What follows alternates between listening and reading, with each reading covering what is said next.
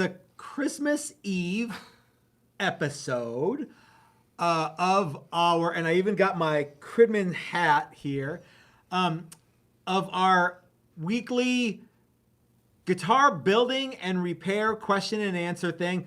We do this every Thursday, even if it's like a holiday. Today's not a real holiday, but it's like a holiday. It's very, very close to a holiday. Yeah. Many people would consider it a holiday. Many people would. And I hope that you guys are at home and have started your holiday already. If you haven't, well then I hope that you rush right home and get started because it's a fun holiday. You know, someone said that the way that we say Cridman is like a trigger word for them now, and I'm like, come on, really? That's got to be a joke, right? I don't know. I've said Christmas the correct way for so long that I think it's hilarious when I say Cridman. And then I think it's hilarious when I think about saying it, and I do. And yeah, it just makes me laugh. And in these troubled and uncertain times, I can use every little bit of humor. Why wouldn't you? Why we can all joke around. Yeah. So anyway, guys, thanks for watching. This is the thing that we do every Thursday that we're not doing an online training. We do one online thing every week, or I'm sorry, every month, and then every other Thursday that month we do the live guitar repair Q&A, and it's always fun. We like to hear your questions. We try to answer as many of them as we can. If you really like our channel, please let people know that this is something that we do and help us grow the channel and grow this, because this is a really cool thing. Speaking of this really cool thing, tonight we are brought to you by our good friends at Flipside Music, the great American guitar store. If you are in the Denver area, go check out Ike and Dylan and Nico and tell those guys that the guys from Texas Toast sent you, and they'll give you a big kiss, or they'll be your friend. They're super cool guys. They have lots of great stuff in the shop. If you're not in the Denver area and you want to support Flipside Music, be sure to go to their website. They're open 24 hours a day, 7 days a week, even Christmas Day. So if you got a wad of cash burning a hole in your pocket for that was in your stocking, go and see the guys at Flipside Music, the great American guitar store. I also want to thank our brand new sponsor, Aqua Coat. And guys, when I say they're our brand new sponsor, I've been talking about Aqua Coat for a long time, but I actually spoke with the owners of Aqua Coat, and they agreed to give you guys a 10% discount off of high performance grain filler if you use Texas Toast 10 at checkout. It's in the description below. So if you've been wanting to try out Aqua Coat, it's a cool, does it say? It is actually on the Texas Toast 10 though? It does, yeah, okay. Texas Toast 10. So Texas Toast 10 at checkout, and you'll get 10% off your order of Aqua Coat. And this is good stuff, guys. I've been using this and I really, really like it. I used a little in my hair. It's water-based and it works really great. I'd like to thank Bitterroot Guitars. They also have a deal. If it's TXTOAST at checkout, and you get 15% off. This is one of the things that we use from our friends at Bitterroot. This is a truss rod that we have them make for us, source for us, and it is awesome, and it goes in every one of our guitars, and it's super cool. So Bitterroot Guitars, they make all sorts of stuff, you guys. They have all sorts of cool stuff. They have, they have more than just truss rods. You might be surprised at just what you can find there. Yeah. And they're always getting in new stuff. They are, and they're always cool people. Yeah, very cool. Let's see. I would also like to thank Dan at Guitarwood Experts. Here is a chunk of ash that we got from Guitarwood Experts. The discount code at Guitarwood Experts is in the description below. I believe it's Texas Toast 10 also. I'm not sure. Again, you have to look in the description. I can't remember. I'm not very smart. Texas Toast 10. Okay. So if you guys want to buy some lumber from Dan at Guitarwood Experts, go check them out and let them know that Matt and Chris sent you. Chris, you know what I'm going to do with this chunk of wood right here that we have? I'm not even going to put it back. You know what I'm going to do with it? That's pretty nice when you're going to write my name on it. No, I'm and not. Put it on my bench. No, actually, I do have plans for this. What? I think that I'm going to make another Challenger with ash with a maple neck. I think that'll be really cool. Oh yeah, cool. So we talked a bit about that. Just like Leo Fender would do. Not unlike what Leo Fender would do. So anyway, guys, thanks to all of our sponsors. We're going to plug them again here before it's all said and done. And we'll go from there. Plus, I got some other cool stuff to show you. But looks like we got some super chats. What we did? Thomas Kolb says, "Hey Thomas, Cridman Buzz metric money." Oh, thanks so much, my friend. Very nice. And Greg Pearl says, "Hey Greg, just letting you know that I'm a Z cheater, watching you on my streaming box, my tablet, and my phone." Wow, cool. Wow, yeah, you're all over the place. Cool. Does that count as 3 people watching or yes. one guy? Yeah, I think that's what his deal okay. is. Thanks a lot, man. Yeah. Well, so remember, this is the only live Q&A show where actual guitar builders answer your questions. And Chris and I do this stone cold sober. So we do. And that was the first question. Are we sober? No. Oh, okay. Was how drunk were you last live stream on Sunday? We were having fun, and a lot of that's just ramped up. There were a bunch of people in the shop, and we were all goofing around before, and yeah, it was kind of like the Texas Toast Sunday. We kind of wanted to celebrate Christmas. a little bit. Yeah. Cridman. Yeah, lots of Cridman going on here. Yeah, Monkey came by, and, Brandon came by, Lance and Grace came by. Yeah. We've had a really good, couple of weeks, and we wanted to celebrate working our too. tails off, and I got here Sunday and was like, you know what? I'm going to chill a little bit today. Yeah. And I'm going to have fun. And so that's what we did. Yeah. But, I'm glad everybody had a good time during that live stream. I had fun. Yeah. And we do this one. This is a more serious live stream. We still like to have fun. It's like, I like my Jesus to have a, yeah. Like I want to, But this is really, it's more of a serious thing where we answer your questions, and we don't go off the rails with other stuff. We do lots and lots and lots of videos, guys. So yeah. Are there any guitar questions, Chris? For the there was a good one about James Brown said, it's not really a question, but hey, I have spotted a Craftsman pin router table. You hook up your own router to it, bring it down like a drill press. Looks old, but for $40, what do you think? I only build a couple guitars a year. So, James, that's a great question. I am not 100% familiar with the Craftsman brand router table, but it sounds to me like, as you pointed out, you put your own router in there. Presumably, it's got some calls that hold the router, and you use it just like a regular pin router, maybe a crank instead of a pneumatic thing. It sounds a lot to me like our very, very first pin router. Did you ever use our very first pin router? I did, and it wasn't the Shop Fox. Wasn't overly familiar, and I only used it really as an overhead router. I didn't use it with a pin. Yeah, so the very first pin router that Chris and I ever had back in the old shop was something not unlike that, and it was made by a company called Shop Fox, and it was an armature that would bolt a regular router to, and it had like a bunch of different kind of clamshells that would go around different size router motors, and it had a pneumatic thing, and it had a pin, and it was okay, right? Yeah. I mean, it was not as good as the Jet or the Grizzly pin router. No.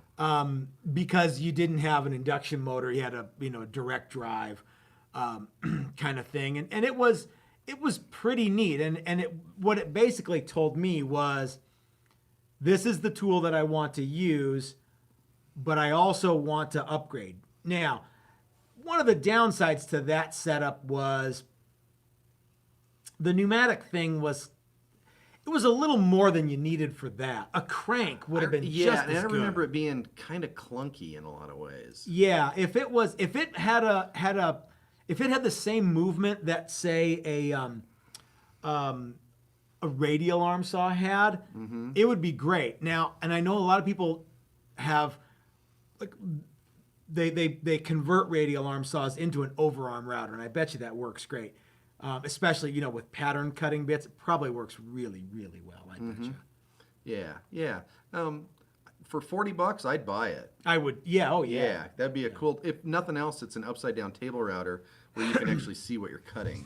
That's a great, for $40, even if you only use it like an upside down table router, If we had the room and we had $40 and one available, we'd buy it. Actually, in here, because we have the room and we have $40. Yeah. We just don't know where one is for $40. No, I don't. We'd buy it, so yeah, you're right. Buy it. You're right. Yeah. That's a good thing. Yeah. Rod H says, "Hey, my my neck for the class just made it to Vegas." Well, Vegas is really far, so. Jeez, that it just got there. It's a good thing we shipped it priority, huh? Yeah. What? Yeah. Rod, I'm sorry that it took so long. You know, the shipping is crazy right now. You guys know how it is. If we do another one of these, like, and we've actually got a bunch of online training ideas that we're gonna start putting on the website probably in the next couple of days. The next component where we actually mail you something and you get to do it with us, it won't be during the Christmas holiday. Yeah, it'll be in June or something. I never think about that issue at Christmas. Just like today, I didn't think about going to the grocery store. Yeah. And drove up. You always think, what are all these people doing here? Oh, yeah, it's the day before Christmas. Having said that, I don't think you would want to have your neck and then, okay, the video started, ready, go. You kind of want. I would urge you to watch that video and then do it again. And if you need to go back, because as you guys all know, all of our online classes you can watch as many times as you like. So yeah, cool. Michael French has a question. Hey, Michael. If you were a first-time builder, what type style of guitar would you recommend building? That's easy. Yes. Telecaster. Yes. All day, every day. Your first guitar should be a Telecaster. We even had a guy that came in and rented the shop Yeah. and said the same thing. We're like, well, you know how to build guitars. He's like, well, I know how to build Telecasters. Yeah. The Telecaster is a great one because you can kind of hone your chops for building with it. You still got to make the body. Mm-hmm. You still got to make the neck. You still got to route for a neck pocket. You got to do all that stuff. But it's simpler. Mm-hmm. You know what I mean? There's no like, well, I got this crazy wiring thing. You can buy all the components fairly easily. And when it's all done, Telecasters are cool. Yeah, it almost doesn't matter how rough hewn it turns out. It doesn't have to be perfect. Is that a testimony to like how great of a design that is? That even a crappy really Telecaster is a pretty neat thing. Yeah. One of my favorite things about the Telecaster is how it doesn't assemble itself, but it almost assembles itself. It's got enough flat things that if you push this flat thing into this flat thing, it'll show you where this other flat thing goes, and everything just sort of goes together. And they're not overly difficult to assemble or build, but they're really rewarding because you get to learn all of the key components of it. Yeah. You still got to dress the frets, and you still got to. And like you said, you end up with and they don't take forever to build. So you get to learn a bunch of stuff and then move on to the next one and presumably learn a bunch of stuff on that one as well. And they're eminently customizable. You could bind it if you wanted to. You could do a crazy finish. You could do a very plain finish, and and you can, and they're economical to build. Yeah. And you can, even if all you do is build Telecasters, you can keep progressing on Telecasters. Even if you were going to buy the neck and bolt it onto the body, I'd still recommend that's one way to do it. Is one of the first guitars that I ever did was I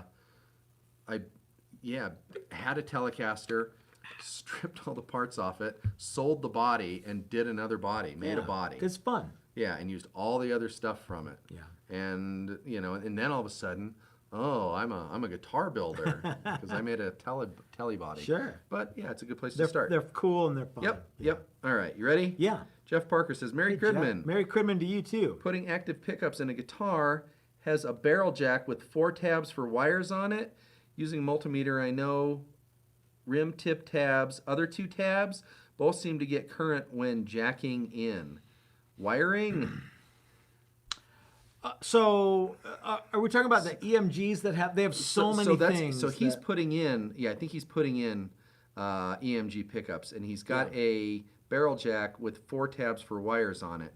So that's a SRT jack, which is it's stereo, or you can also use it as a cut for a battery pack. Oh, cool. So I can't definitively tell you because I have to look it up every single time too. But ultimately, if you're just using it as a mono jack, the one that goes right below the tip, that would be one of your cuts.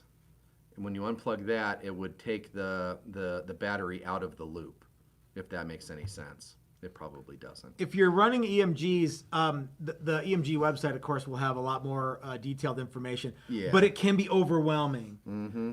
What's the best way to just I just want to, because EMGs have like all these different things you can plug and play and make it do so many different deals. Well, yeah. Is there do you have a way that you normally all right, I just want the thing to work? I just look it up on the website, but it's tip, ring, and then I always say shank, but nobody else says shank. They say some other shaft or something. Shaft or something like that. There's two grounding components.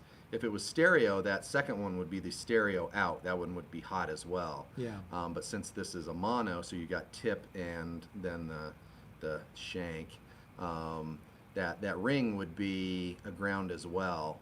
And when it's out, then, so I think that's what you'd hook the negative to the battery to.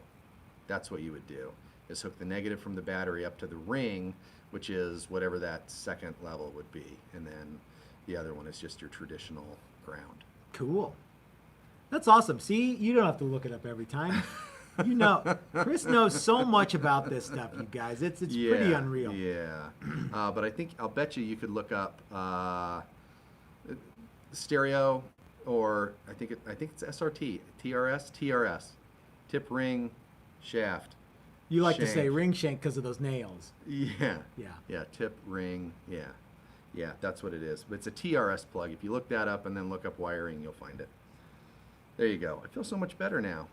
Like they say, EMG is such a neat way that they have their stuff set up. But boy, it is absolutely overwhelming. It's not just like, okay, there you go. Yep. You gotta. Alrighty, here we go. Jeff Egan. Hey, Jeff. If you have a carved top strap body, how would you mount the pickups since you don't have a pick guard or pickup rings without it looking like crap? Why couldn't you use pickup rings? They make them curved for Les Pauls. Yeah, you Les use Pauls that. have rings. You can buy Paul them. Reed Smiths have rings. Yeah. They're more flexible. Even the flat ones are more flexible than you would think. Maybe he is using 3 single coil pickups. And That could be it. He's doing a traditional strap, but he wants to have the carb. So you can actually buy rings for single coils that look kind of like you're stepping back in time to 1984 or 85. Remember, that was a thing. So long ago. Yeah, they were like little chrome or gold rings that were just kind of like just enough to go over the pickup route. Yeah. And look okay. Yeah. Yep. The other way to do that is, I'm assuming he's building this guitar. Yeah, and hopefully it doesn't have a wiring channel down the middle of all 3 pickups. Yeah. The other way that you say could it do that doesn't. is you could do what we did on the Prince guitar and the Challenger guitar. We did this where we routed from the back so much. So we took the pick guard, if you will, and used it to make the pickup templates for the top of the guitar.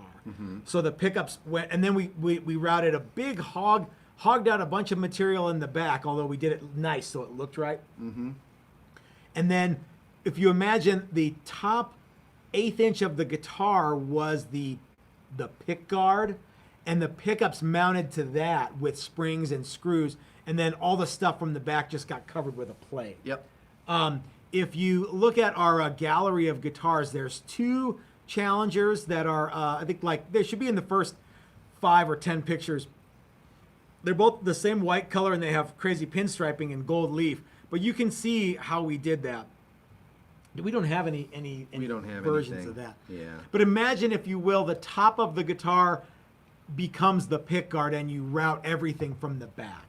If you don't want to do that, you can buy single coil rings, and I think Bitterroot Guitars has those. And if you use Texas Toast 10 or TXTOA, Tex Toast 10 or 15, what is it? Tex Toast at TX Toast at checkout, you get 15% off. Yep. Check them out. Yep. The other thing you can do, he says, single coils. Okay. So we haven't just been talking to the wind. Is most Super Strats don't have a pick guard, and they always have a single coil, and you can just mount it like a flush mount. Yeah. Like a Jazzmaster pickup or whatever, and use foam underneath. Drill out the holes for the screws, so that your screw slides through the hole. Now it doesn't grip, and pull the pickup up, and then screw it to the wood, and just hard mount. And you'll have an oversized. Yeah, it'll be oversized, and it'll look all right. But if you clean it out, if there's any buffing compound or anything like that, you clean it out, and once you get it strung up, it doesn't look that bad. Yeah. And that's the way most Super Strats are. Excuse me. So there you go. That would be a cool way to go. It's tip ring sleeve. Sleeve. That makes sense. Whatever. Yeah. I think it was shank, and somebody cleaned it up with sleeve. What's wrong with shank? I don't know. Like a prison shank? Yeah, That's prison shank. That's where I got it. Okay. Todd Johnson wants to know, how did you guys buff guitars before you had the StewMac buffer? Well, first of all, we don't have a StewMac buffer. We have a shop-built buffer that I think is probably a little more heavy-duty than the StewMac buffer. But it's not as nice as Jeff from Transtints. Have you seen his? No. Oh, he's got like a rheostat on it? Well, I think it's actually VFD. Oh, anyway, okay. So how do we do that before? So you've had the buffer as long as I've known you, or as long as I've needed to buff a guitar. That's right. Let's just say that. Back in the old days, though, we used drill-mounted things, big buffing foam pads and things. Those worked okay. There's some other things that you. What did we do before? Oh, that big buffer. Remember that car buffing thing? That was a pretty good one. That's a two-man operation, though. You got to have somebody to hold the body while you buff, or some way to hold the body. I used to use drills with little buffing pads on them. I've used my drill press for some of that with buffs on it. That works not that great. The problem is that foam buffers. Yeah, the foam on that drill mounted one, there's a hard plastic ring on the back. Yeah. And if you get too much angle, you will burn through the finish with that plastic. Yeah. Even if you don't. Yeah, it's just it. Yep. Lacquer is a great one to buff because it's so fragile. Yeah, it's a little easier to buff because it's softer, and it does stuff a little different. I used to wet sand till the cows came home, and then I'd use this orbital spinning kind of vibrating buffer that I got. Had like a 10-inch buff on it from Home Depot. They're not very expensive, and that worked pretty well for the flats and tops with lacquer, but it didn't really work that great. Buffing's hard. It's not fun. No. Yep. Yeah, there's a handful of tools that you can use. You can also just, use the old elbow grease method, and that will work. It just won't work as well as the great big high-speed buffer does. That's really the bummer part, isn't it, Chris? That is there any way to get the exact same results you get with our buffer without our buffer? I have never gotten results as good. I've always and it's mostly a time thing. It's like, this is good enough. This looks good enough. Yeah. So, but if you spent a ton of time, maybe. Yep. So,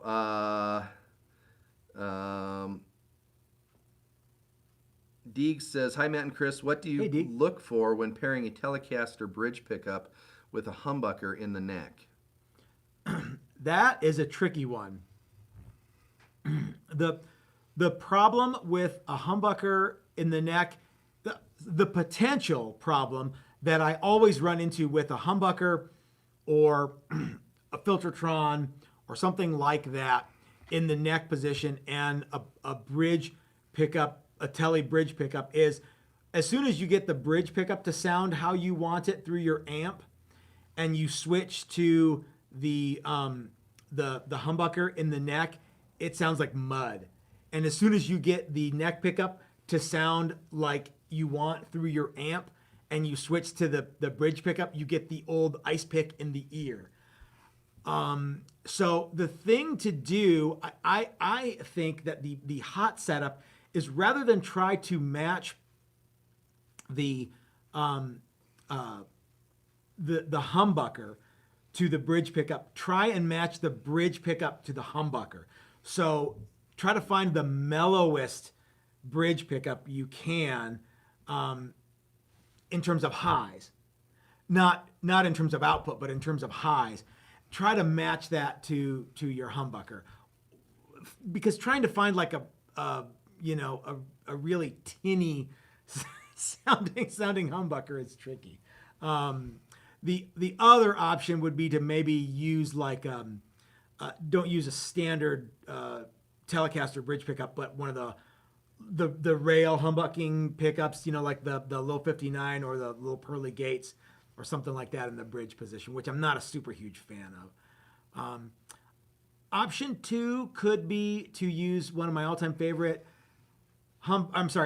pickups for the bridge in the Tele, which is the Seymour Duncan quarter pounder, and then match that with like a PAF kind of sounding, not a super overwound pickup in the neck position, because the quarter pounder is a monster.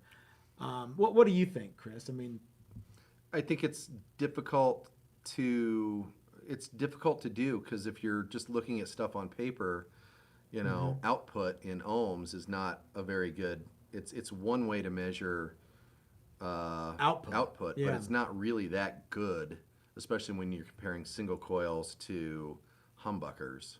Is there any way to like add a capacitor to the switch, so that as soon as you switch from one thing to the other, you roll off some of the yeah, it would you know what I mean? So that uh-huh. you have two usable things. Yeah, you could do something like that. Yeah. There's lots of ways.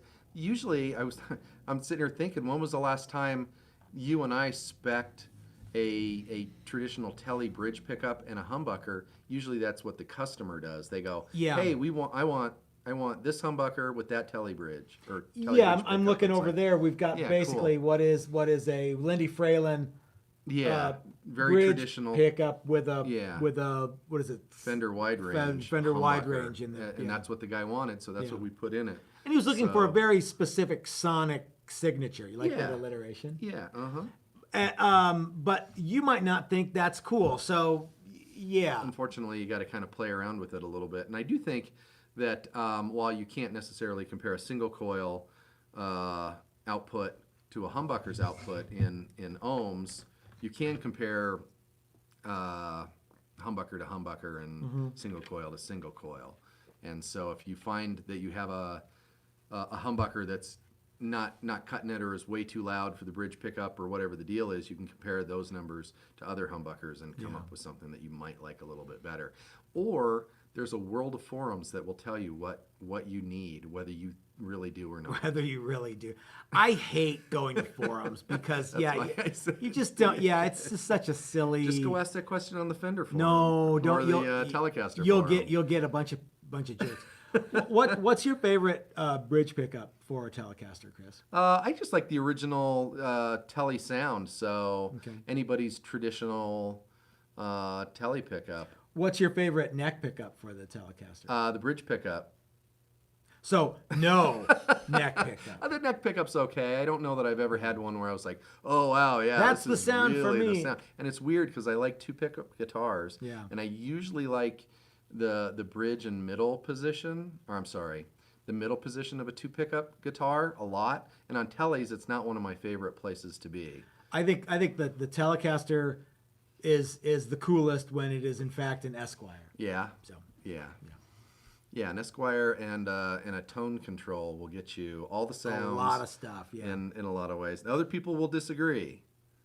Dave DeVoe will tell us we're all wet. One guy told me that the neck pickup on a Telecaster is the Telecaster sound. I'm like, Okay, cool, man. Yeah, that sounds good. Yeah. All right, are we ready? Yeah, I'm ready. Right Note says, Hey, Right Note. does a high gloss finish on the face of a maple guitar neck with no binding reduce fret sprout? I live in a cold weather climate. I too live in a cold weather climate. Will it reduce fret sprout? No. It might reduce if you undercutting the frets will reduce fret sprout. In fact, I would say that if you still have a little bit of fret sticking out though. So you answer and then I'm going to answer. You want me to answer Yeah. first? Yeah. I don't think it. I think it may slow down the signs of fret sprout, but it won't ultimately stop it or hinder it. Do you think that it could encourage fret sprout? Do I think it could encourage fret sprout with a high gloss finish on the face? Yeah. Of a maple neck with a maple fretboard and high gloss finish. No. I think it could. Okay. Because when you go to grind the frets, if you have any fret sprout and I better grind these frets back a little bit and you grind the finish down and now you have raw wood. Okay. I think that you could actually encourage fret sprouting. Okay. In that scenario. What do you think? Yeah, maybe. Because now you have raw wood. What's the best way to eliminate fret sprout? I think is to undercut the frets and add binding. That's whether that is wood binding or plastic binding or even if you undercut the frets and then mash a bunch of putty in the end of the fret slot, you will eliminate. Yeah. You will eliminate fret sprout. Now it won't do anything for that little where the fret is riding on top of the neck. Yeah. That might be one of those areas where that's not fret sprout though. That's actually the edge of the fret that you're feeling. And if you have a high gloss finish that rides up onto that part of the fret, then it could eliminate that. But that's not fret sprout. Yeah. Well, as I've recently watched and found out, wood can move even if it's really old. And I think the best way to stop fret sprout is to not let it get so dry that it starts to come around. I have a humidifier in a room in my house, and I keep all my guitars in there in the winter. And it's since stopped all that. It's also stopped all that annoying static and stuff like that from pick guards that a lot of guys get. That's the thing. People think that like guitars should be 100% dry. Yeah. And that's fine if they're always 100% dry. The fact of the matter is, though, that stuff happens. Well, and nothing's ever 100% dry. If it's made out of wood and your house is at 40% humidity, you know, and then in the wintertime it's 18% humidity, that wood's going to do something. Yeah. And it's going to shrink a little bit. And so are you. No. No, you will. But yeah, I mean, in the wintertime, you can tell that it's drier and that even your own body does stuff in the wintertime. So, yeah. And, so ever since I started humidifying my guitars, even a little bit, it's not like I keep them in a humidor. It's been a lot better, and they've been a lot better. So, and it's okay if you get a new guitar and the first winter you have it, because it's acclimating to wherever you live, you end up with some fret sprout. Yeah. You get rid of that fret sprout, then you know hopefully you're okay from then on. Yeah. So, but a lot of people mix up the notion of you want the wood to be stable when you build a guitar with it versus you want the wood to be bone dry when you start to work with it, because Paul Reed Smith said we put all this wood in dryers and we get it down to this thing, and of course they're in Maryland. Yeah. You ever been to Maryland? Yeah. It's not exactly super dry there. No. So yeah. And I think we've seen torrefied wood that gets brittle and hard to work with when it's super dry. When it comes here, when it's super dry. Yeah. So I think, and there's an optimal range to build in, and there's, and I would worry more about building with wood that was too wet.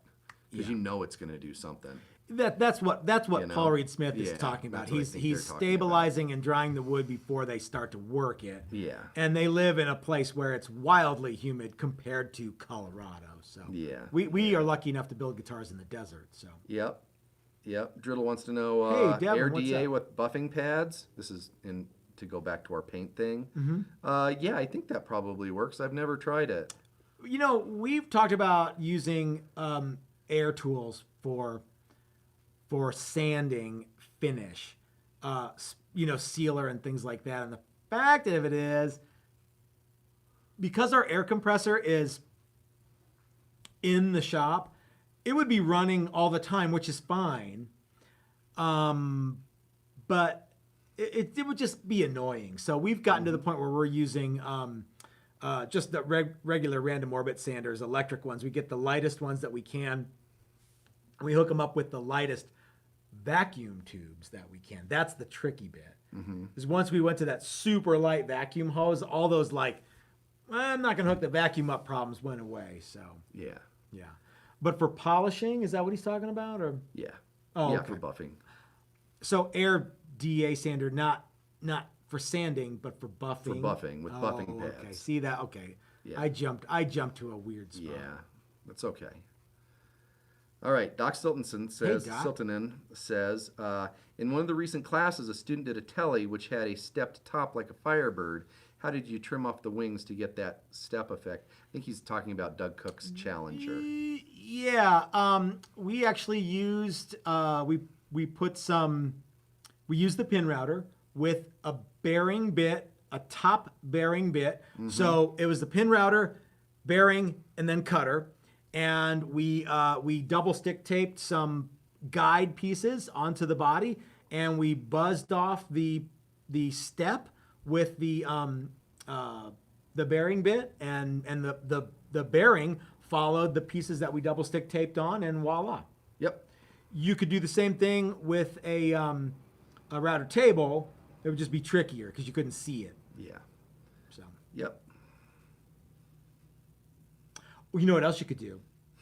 You could have remember. Did you ever see my router sled? That it was a router that was on a great big piece of aluminum, and it would kind of ride on these like outriggers that I had for it. Remember that? You could use that too. Yeah. Yep.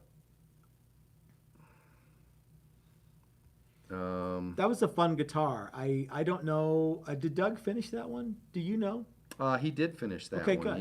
Yeah. Well, we can't be done. We could be done. No, I'll look. We could just talk about some comments. Okay, let's talk about some comments. What are you doing for Christmas tomorrow, Chris? I'm watching movies and eating food. I'm going to do that too. I'm going to make tacos tomorrow. Are you? Yeah. Cridman tacos? Yeah, because I like tacos, and I like I want to get myself something nice. I could have something nice for Christmas. Yep, here's a question. Yeah. It was in the middle of a comment, so I missed okay. it. My first build will be a 30-inch scale 5-string. Okay. Shout out to GWE for the nice hunk of mahogany. Cool, thank you. I'm thinking of just having one pickup. Would you place it in the bridge, neck, or somewhere in the middle? I would put it as close to where the P-base pickup is as you possibly can. But it's a 32-inch scale. So he said this is a 30-inch scale. 30-inch scale. 5-string. I think a lot of it has to do with what kind of pickup it is and what kind of sound you want. Well, yeah. I mean, as you move the pickup towards the neck, it's going to get muddier as you and know, muddier. I love 30-inch scale basses. Is he talking about a bass or a 30-inch scale guitar? He says, he just says my first. It's going to be a 5-string. 30-inch scale 5-string. So I'm assuming bass. Okay. Yeah. So first of all, I love 30-inch scale basses, and I have a couple, 3 of them.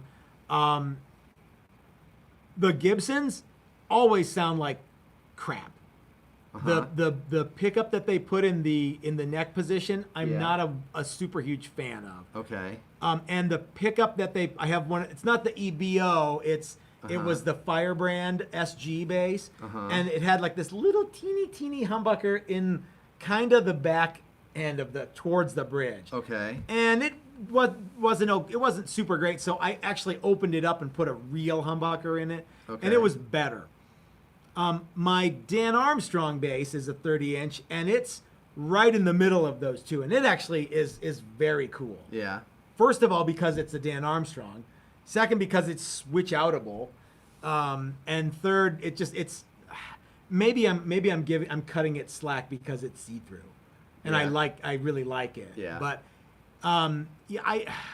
the other thing that I'm gonna say, so I would say put it in between the bridge and the neck pickup locations for ideally optimum. Put it there. My next thing that I'm gonna say is, I think that making a 30-inch 5-string is gonna be a very, very slinky guitar, bass guitar for the B. Generally speaking, You're gonna need a big string. yeah, Huge string. not that it can't be done, and I'm not trying to convince you to not do it. I'm just saying the pickup placement is going to be 3 or 4 down from string tension on that B. So There you go. yeah. All right. Dog's Life says, what type of glue would you use to fix a hole in a Stanley Cup?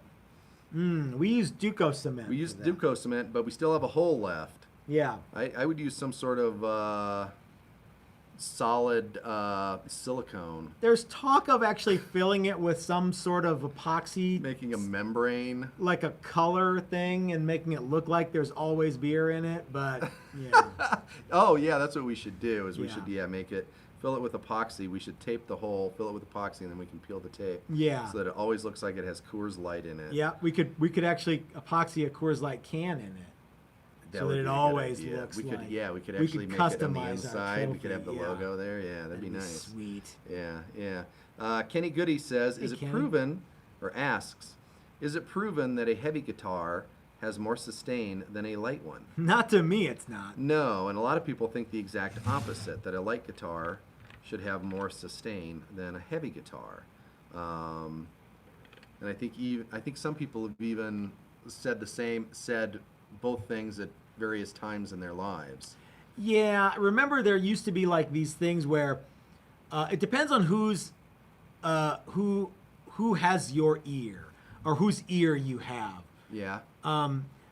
Remember back in the 80s, it was like the headstock has to be big. This was back in the 70s and 80s. And the headstock has to be big, and ideally it should weigh exactly the same amount as the guitar body for it to really get the sustain. And people were like bolting stuff on the back of these things called the Fat Cat or something, and it was a big brass plate that went on your headstock, and you ran your tuners through it or something. Do you remember those? Yeah, I do remember that. Yeah, it was like, the Fat Finger Plus. Yeah. Yeah. And then there were guys who were like epoxying coins and stuff onto the backs of Yeah. their headstocks, and to get that. Then Paul Reed Smith came out and said, your headstock should hardly weigh anything. And now everybody wants to have the littlest headstock they can, and very, very thin.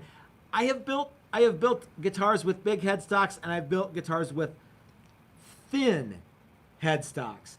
And I believe that a guitar with a thin headstock has a sonic advantage over one with a thick headstock.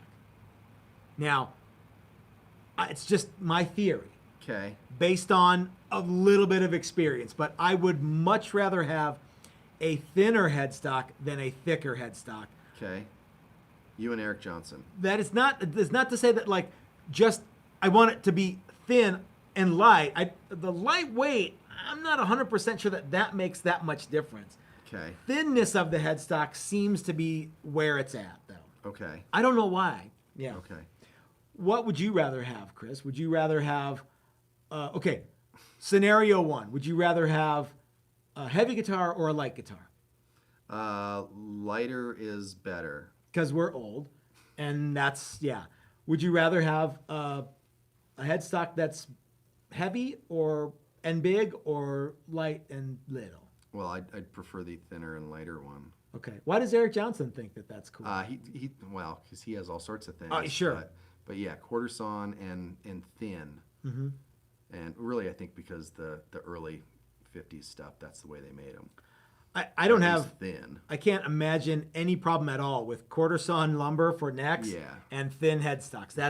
Seems like that's the Texas toast way of doing things too. So. Yeah, well, yeah, you can only make them so thin, but I also think part of that was based on tuners that you could get and the specs of those tuners. Yeah. So a lot of it's just tradition once again. But he also might want to have a guitar that sounds like the old school guitars, which there's nothing wrong with that. Yeah. You know, I like the way the vintage guitars sound, so I want my guitars to. I'm gonna try to emulate that. That's cool. Yep. He's the Cliffs of Dover guy, dude. You can't. Yeah, you can't argue with that. Yeah. Man can hear batteries. Okay, a finishing question for you from Danny Milligan. Hey, Danny. Is there any polyurethane that is actually clear and colorless for less than 200 a gallon? So usually when you talk about polyurethane, I think what you're talking about is some sort of furniture finishing product. Like we use urethane, but it's not really a polyurethane in everybody's determination of it. So most polyurethanes, like you're talking about Minwax and stuff like that, are made for finishing furniture, and they always have a little bit of an amber component to them because you're finishing things in brown, and it doesn't much matter. Now urethanes usually are completely clear and colorless, and there's tons and tons of them on the market for not a lot of money, even cheap stuff in a can. I think that a lot of people ask me this question: is Simtech 100% clear? And so they're talking about sealer, and it's not. It's got a little bit of a pinkish hue to it. Yeah. It's almost like saying that water in that water bottle right there is crystal clear. If I pour it onto my guitar, it's gonna change the way the wood looks. Yeah. And Simtech, when you have a cup full of it, and it's this thick by that thick, it looks pink. Yeah. You take it and you brush it on a piece of paper and let it dry. It doesn't look pink. It just looks clear.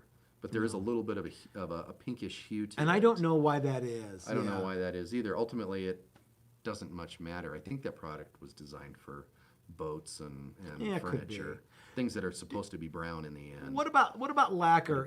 Lacquer it's not clear. It's yellow. No, lacquer's and depending on the lacquer, it's got and nitrocellulose lacquer is usually a little bit yellower too than other stuff. So and I've never finished a guitar in a color. I've never sprayed a guitar red and then used like Minwax polyurethane on it. Yes, I have. Yeah, that Telly with the Jazzmaster bridge, right? Yes. Yeah. I did that. I stained it, or I dyed it red, and then I shot Minwax polyurethane over the top of it, and it didn't change the color. It was pretty neat. Yeah, it didn't make that red guitar orange. It deepened the red a little bit. Or burgundy or any other color. It looked pretty much like that guitar with a clear coat on it. Now, how much build did you get with that? I sprayed a ton. Did you? Okay. I did a lot of paint, and then I sanded, and because I started out with wipe-on poly, and then I finished it with spray can. So between the wipe-on poly, I probably did 4 or 5 coats total. I did 2 or 3 wipe-on, and then I sanded that all back flat without sanding through, hopefully, and then I shot a couple more rounds of stuff on top of that. Okay. And it didn't change the color of it. There you go. Yeah. But I don't know a whole lot about other brands of polyurethane. Having said that, I have no intention of switching from Simtech to any other product, even though it's got that pinkish hue to it.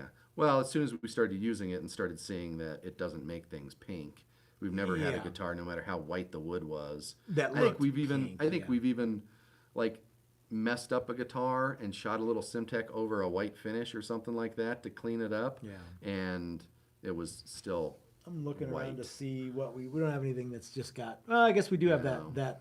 Well, yeah. But anyway, yeah. Yeah, but a lot of people ask me that. Hey, I put dye directly on the wood. what can I use that won't alter the die? I can tell you that for the most part, Simtech doesn't, except for when it does. So like Jeff at Transtint was telling me the other day that the Aqua that he sent us, it works great if you don't use a catalyzing top coat. But we do. So it does it. It turns it from this neat aqua blue to kind of a light green, and it's a cool color, but it's not what was on the guitar originally. Yeah. So yeah, I think that's a chemical reaction more than a color combination. More than the sealer or the clear coat goes on and changes the yellow and blue makes green. Yeah. Not always. Well, yeah. So you actually did that the other day where you're like, hey, it's got this red on it. We're going to put blue on it and it's going to turn it purple. But it didn't really. It turned it brown. So, yeah. Because you're not mixing the colors. You're just putting a candy over the other. No. Remember that one? The telly? Yeah. No, that was candy black. No, but before we did that, the reason that it was candy black was because of... Did we spray blue on it? I was there. Anyway. Oh, yeah. You're right. We did. I guess. I don't know. It's okay. It's just, you try... Yeah, the point is, you try stuff out on a test piece, and if it works, great. And if it doesn't, then you go to plan B. Terry 3Gs asks, Texas Toast, wipe on poly?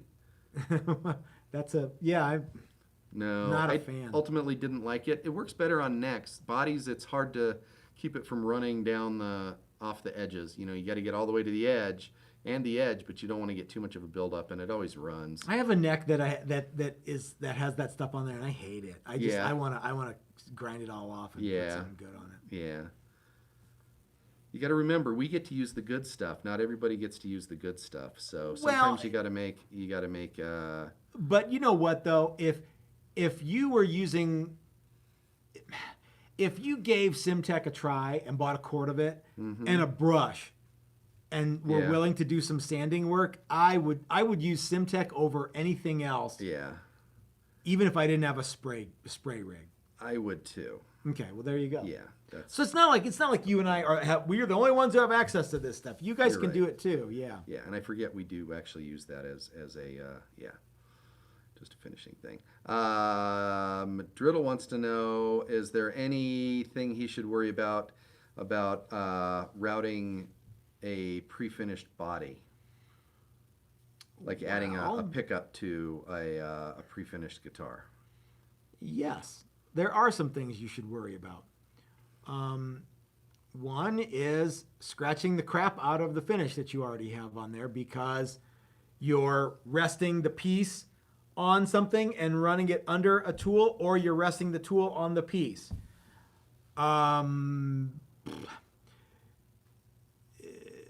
That's point number one. The other, it's not unheard of to get chips and cracks when you're drilling or cutting. I'm not going to say it's going to happen, but I'm not going to say it won't happen either. Yeah, drilling and cutting, you get more chips, I think, because the things aren't turning as fast, aren't moving as fast, or I don't want to say sharper, but they remove more material. Yeah. So with the router, make sure you use a good router bit. Yeah. You shouldn't get too much chipping unless it's really chippy material. The other thing that you can worry about is, oh no, I haven't drilled for this thing yet, or haven't routed for this pickup yet, and I'm going to wait and wet sand and buff this after I do. So you take what has a shell of finish over the whole thing, and now you cut through that shell and expose the wood, and you expose the stadia of finish, sealer. So you have like top coat, color coat, sealer coat, and wood. And now you have a clean line where you can access each one of those. And then you go to wet sanding it. It is possible to wick moisture into that spot there and buckle the wood underneath. And I'm not saying you're gonna do that. You asked what are some things that could go wrong. Mm-hmm. And I don't think, like if I was doing, I wouldn't have any problem with that if I was covering that up with a pick guard, or I was even like a humbucker ring. But I don't know that I would want that edge exposed to the world, just because sweat can get in there. That's a real thing. Whatever can get in there, and it's a broken edge. It's not sealed anymore, so it could start to loosen up and then chip and really get ugly. So that's another thing to worry about. So could it happen? Yes. Will it happen? No, but it might. It's something to know about. Yep. Southern Boy says, hey, Southern Boy. How did Bernie Rico from BC Rich make his through body neck guitars so they balance in the palm of your hand where the neck joint would be? That's the case with the Seagull that I own. How Bernie Rico did a lot of stuff was he was a genius guitar builder. That's kind of the cop-out answer. But Bernie Rico was a classical guitar builder before he built all those kooky shapes. And balance and, where it is in relation to the player were always very important things to him.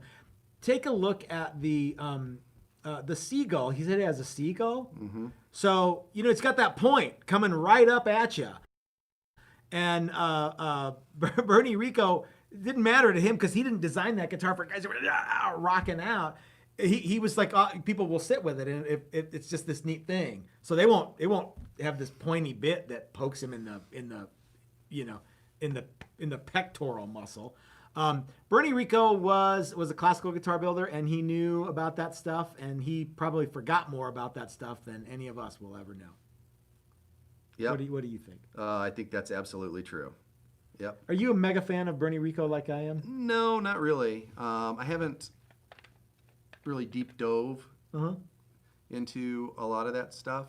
Some of it I think is pretty neat. Some of it I think is cool historically, the way it looks and all of that. But what do you think about the 87 Switch model? It doesn't really tick any of the boxes for me. Yeah.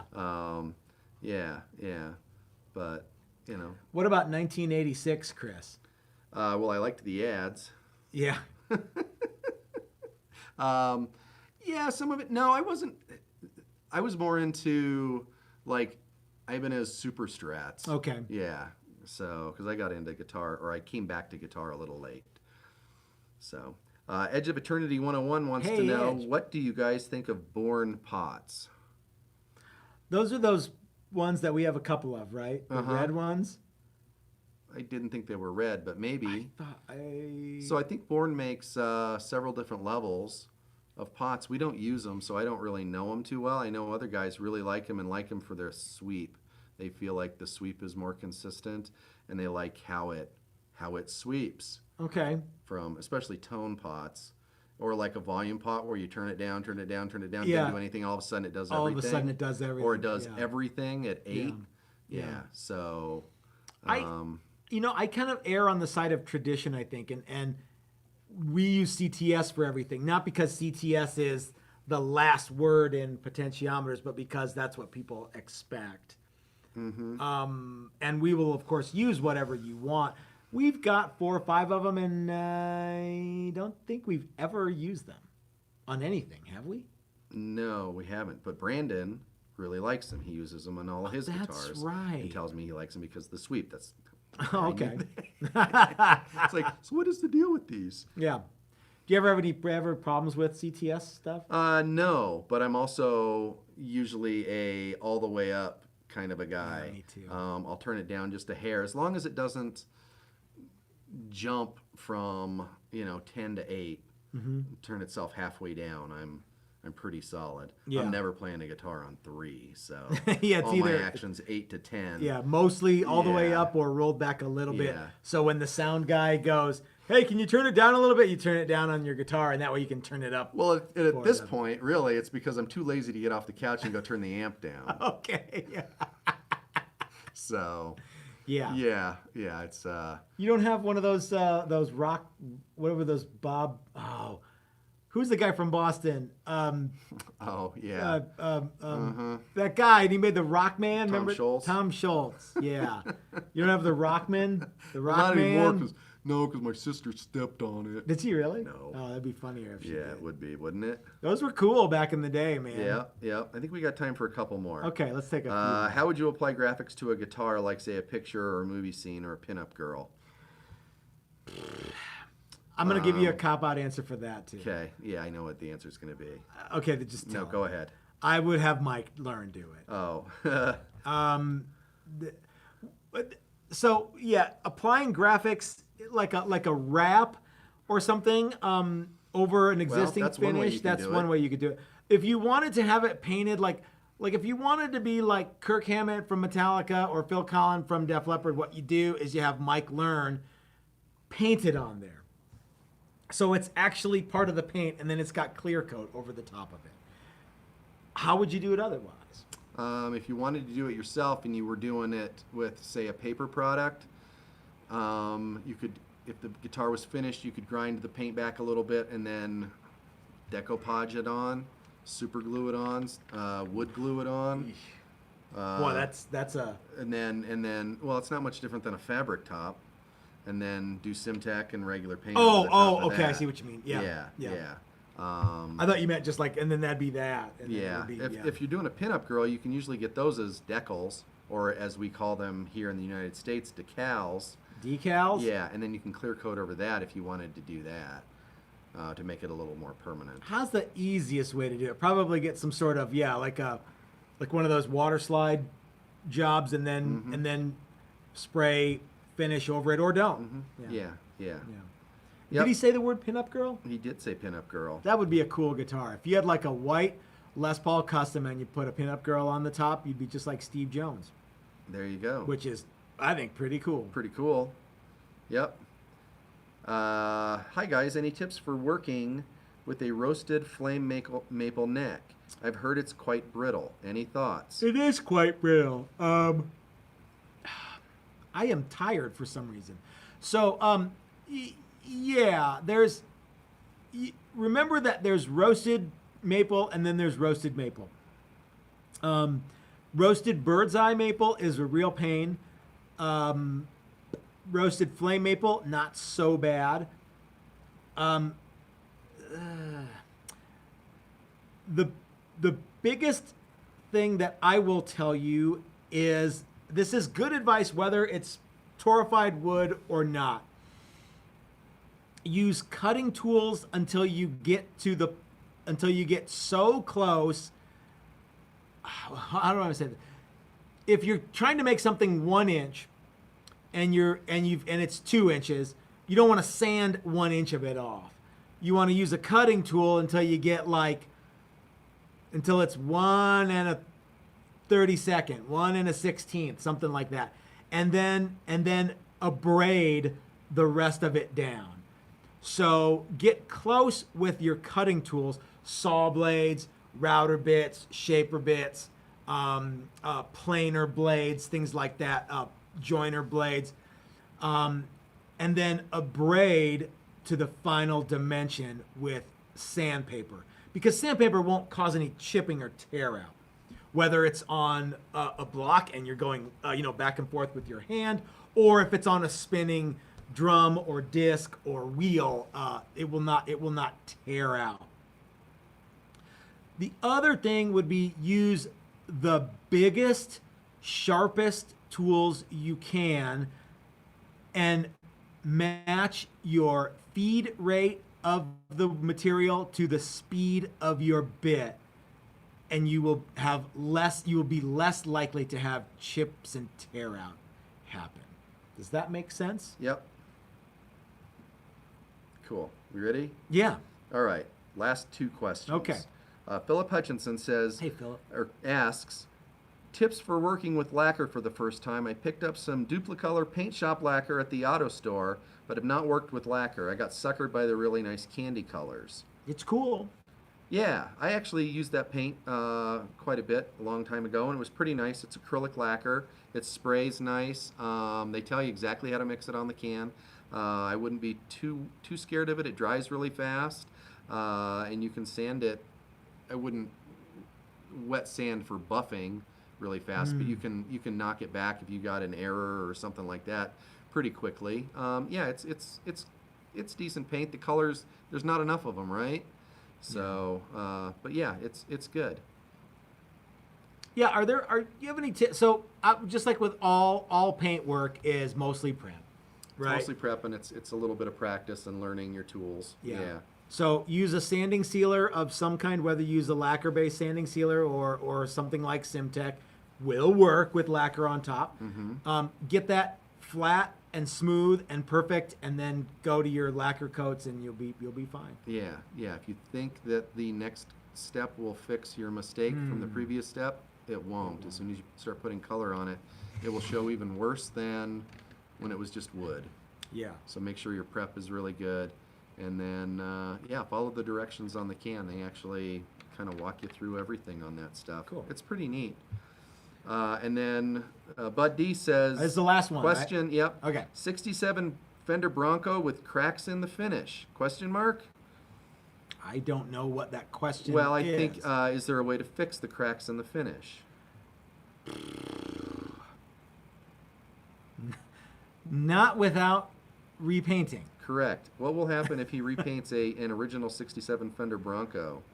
I don't know. Everybody will make fun of him. Everyone will laugh at you? Everybody will give you a hard time. Okay. If it's been refinished before, and this refinish is shoddy and crappy, and you think you can do a better job, I'd say go for it. But if it's the original finish and it has cracks in the finish, they all have cracks in the finish. The best thing it's lacquer. Yeah. And that's just part of the allure of the old guitar. Yeah, it is. And the best thing to do in order to retain value on any vintage anything is to leave it alone. There's something about the naturally occurring patina that people dig, provided it's original. Now, if it's not, then all bets are off and you can go crazy, right? But Correct. You will not fix cracks in lacquer by squirting more lacquer over it. No, it'll look like somebody squirted It'll more look lacquer like you over it. squirted lacquer over some cracks. Yeah. And it'll just have cracks that have squirted on lacquer over the top of it. Yeah. Right? So the only way to make, let's say you had a brand new guitar and it was, the finish wasn't great and you wanted it to look new, the best way to go, sand all the old finish off, mechanically or chemically remove all the old finish, and start with new finish, and and go from there, and take your time and do it correctly. Yep. But yeah, vintage stuff like that, guys, the best. I know it's not what you wanted to hear, but the best way to go is to just leave that stuff be. And yeah, that's the only thing you might, and it depends on how bad they are, but the finish checking that are full of mung and dirt and crap like that look worse than because it's 50 clean. Plus years old. Yeah, so you can, and the only thing I would go at it with is water. I wouldn't do anything harsher than water, but take a damp cloth and wipe an inconspicuous area and see if any dirt comes up. Inconspicuous area. Yeah, and see what that does, and then just gently clean it a little bit, and that might help a little bit. Yeah. I am of the opinion that you're allowed to wipe down a vintage guitar. It's okay with the cloth and water. Yeah, okay. Some people aren't. They like all that patina. Mojo. All that, and I happen to know that most of that's just skin. Mostly it's just cooties. So yeah. So you're allowed to clean the skin off your guitar. Well, guys, thanks for tuning into our Thursday live Q&A. It's Christmas Eve, and Chris and I came in special to do this because we love you guys so much. Thanks for joining us. Have a great Christmas. Have a great rest of your holiday. We will be back on New Year's Eve. I believe so. The Thursday? Yeah. Okay. Wow, we really didn't schedule these things for the right well, time. you know how it goes. We got a lot of big plans for Cridman Eve. I'd like to thank our sponsors, Flipside Music, the Great American Guitar Store, Aquacoat, makers of the finest high-speed grain filler, high-performance grain filler you can get your hands on. It's a water-based and it's cool. Dan and Calvin at Guitar Wood Experts, those guys are awesome dudes. Tell them that the guys from Texas Toast sent you, and they'll hook you up. And of course, John and Cheryl at Bitterroot Guitars. Thank you to all of our sponsors, and thank you to all you guys who are watching. Discount codes in the description below in case you wanted to buy some stuff from them, and make sure to tell them Texas Toast sent you, and they'll take care of you. Please personally tell them we sent you. Guarantee. Yes, please in the sell little them. section that says comments, Yep. Texas Toast sent us. Yeah. So guys, have a great holiday. We'll see you next Thursday.